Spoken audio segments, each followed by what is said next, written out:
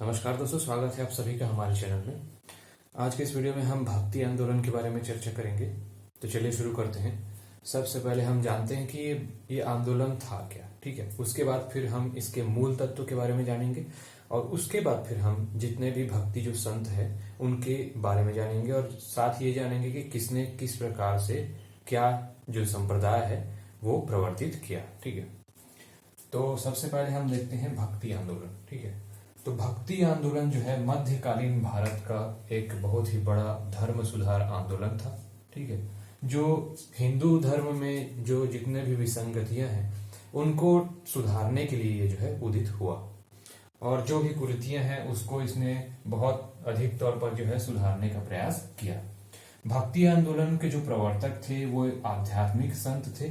ठीक है, ये जिनके विचार जो है समान रूप से मिला करते थे। लगभग जो सभी संत हैं, सभी के हम नहीं कह सकते, परंतु लगभग हर संत का जो विचार था, उनका जो उद्देश्य था वो लगभग एक ही था कि जो व्यर्थ के आडंबर हैं उनको समाप्त करके और एक सही तरीका निकाला जाए जिससे कि व्यक्ति को मोक्ष की प्राप्ति हो। ठीक है, किसी विशेष संप्रदाय से इन संतों का कोई भी लगाव नहीं था। ठीक है, तो ये आपको जानना जरूरी है कि इनका कोई एक स्पेसिफिक जो है फोकस नहीं था कि ये संप्रदाय ही फॉलो करें, ऐसा करें। ठीक है, भक्ति का अर्थ क्या निकाला?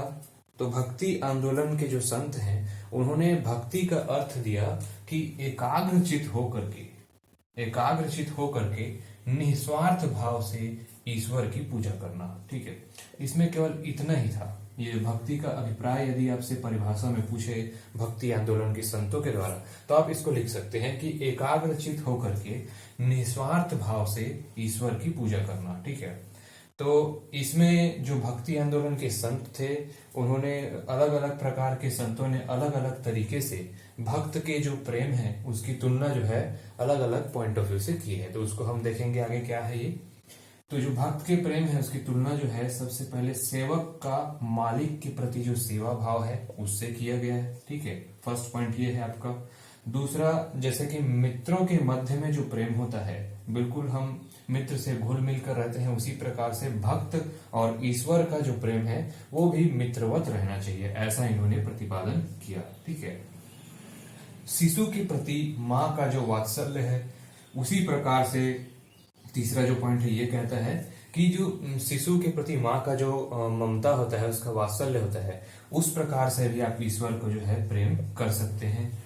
या प्रिया का प्रियतम से स्नेह। ठीक है, तो ये भक्त के भगवान के प्रति जो प्रेम है उसको इन्होंने इन 4 टाइप में डिफाइन किया। ठीक है, भक्ति मत का जो आरंभ है वो सूफी मत, जो मुस्लिमों में जो धर्म सुधार आंदोलन है उसके बारे में भी हम चर्चा करेंगे, तो वही सूफी मत कहलाता है। तो सूफी मत से भी पहले भक्ति मत का जो है आरंभ हो चुका था। ठीक है, इसमें हिंदू धर्म में जो व्याप्त जो मेन इसका उद्देश्य था, व्याप्त जो विसंगतियां थी उनको इन्होंने सुधार का प्रयास किया। ठीक है, और इस्लाम धर्म के भारत में आगमन से पहले, ठीक है, भक्ति आंदोलन जो है दक्षिण भारत में जो है फेमस हो चुका था और भक्ति की जो कविताएं थी वहां प्रसिद्ध हो चुकी थी। वहां पर दक्षिण भारत में तमिलनाडु में जो 2 प्रकार के संप्रदायों का उदय हुआ जिनको अलवार और नैनार भी कहते हैं। ठीक है, अलवार जो थे वो विष्णु भक्ति वाले जो संत थे और जो नैनार थे वो शिव भक्ति यानी कि महादेव के भक्त थे। ठीक है, तो ये 2 चीज आपको याद रखना है, अलवार और नैनार, ये तमिलनाडु एरिया में हुआ। ठीक है, यहीं पर एक बहुत ही प्रसिद्ध संत थे जिनका नाम था कंबन, और कंबन ने तमिल भाषा में रामायण की रचना की। ठीक है, और एक संत का नाम है बसवन्ना। बसवन्ना ने 1106 से लेकर के 68 तक उनका जो समय टाइम पीरियड है उस बीच में इन्होंने जो है हिंदुओं में क्या किया, जन जागृति फैलाई। ठीक है, तो ये है कुछ दक्षिण भारत के महत्वपूर्ण जो संत हैं उनके नाम।